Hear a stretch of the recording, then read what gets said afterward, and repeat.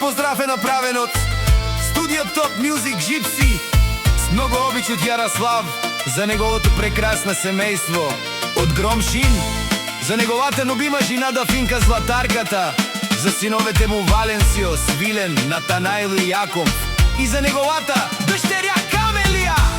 Евала Ярослав, евала на тебе, живота си живееш като генерал.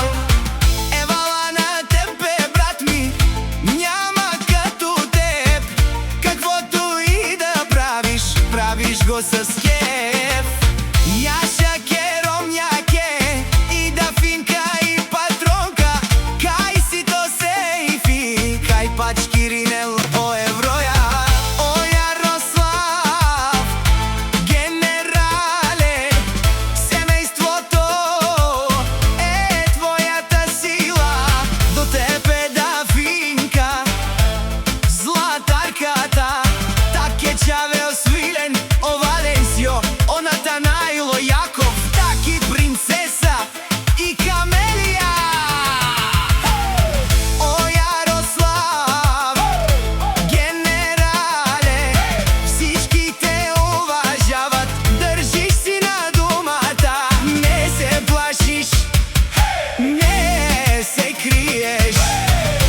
Тука е играта, винаги се събираш с хората, които цениш и никога не забравяш. Държиш си честа, не се огъваш пред никого, всеки твой ход е пример, всяка твоя дума тежи. Все за тебе говорят, на всички си в устата, ти си вълк единак, нямаш капка страх.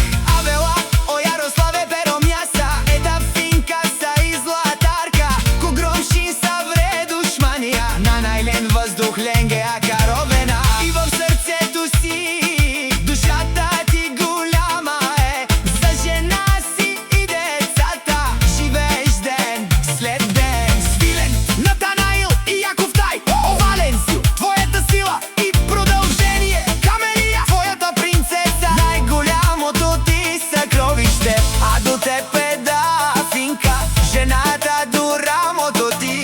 Заедно градите щастие, заедно минавате през всичко.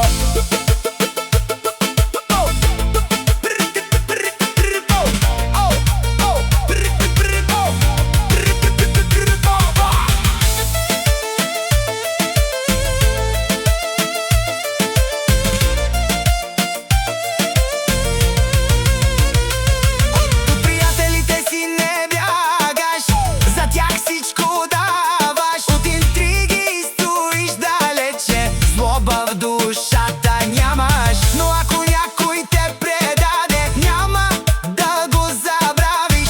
Ти си човек с чест, а честа не се продава. Яша бе Ярослав,